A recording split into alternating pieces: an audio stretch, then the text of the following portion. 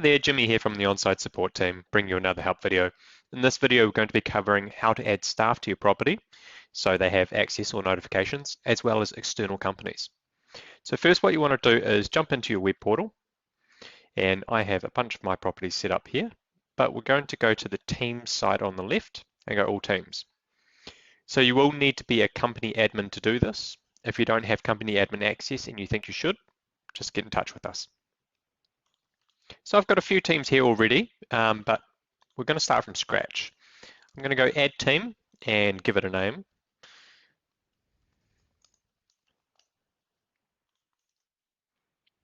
Cool, so I've got my team here. Let's jump into it. So at the moment, it doesn't have anyone in it. So let's go add to team. And then I'm going to be able to select anyone that is part of my team or my company in Onside. So I'm going to go, let's grab a few random Jimmies. Cool, so I've got these 5 people.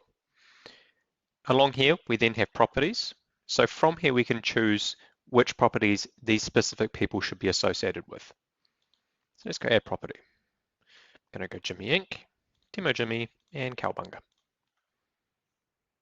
Cool. So basically, these 5 people now have access to these 3 properties. But we also want to make sure that they have the right level of access and the right notifications. So we jump into settings, and then we have this here, this table. So I decide that I want these 3 staff to be admins. So they'll be receiving check-in, check-out notifications because we have that ticked. Or I might take that off for one of them.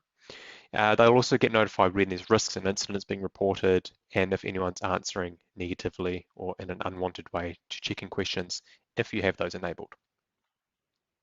So I'll go save. Cool.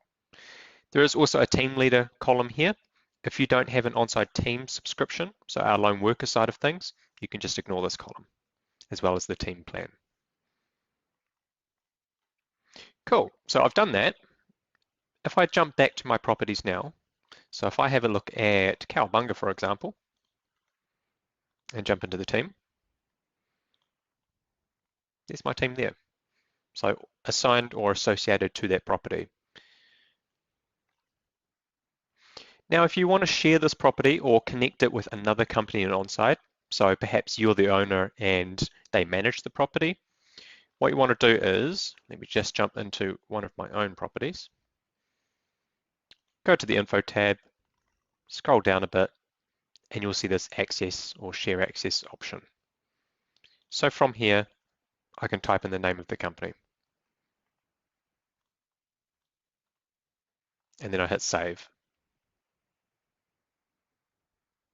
So from here, my Jimmy Test company will now have access to this property specifically, and they can create their own team and set up their own team on the property. At any time, I can break this connection by clicking the trash icon there.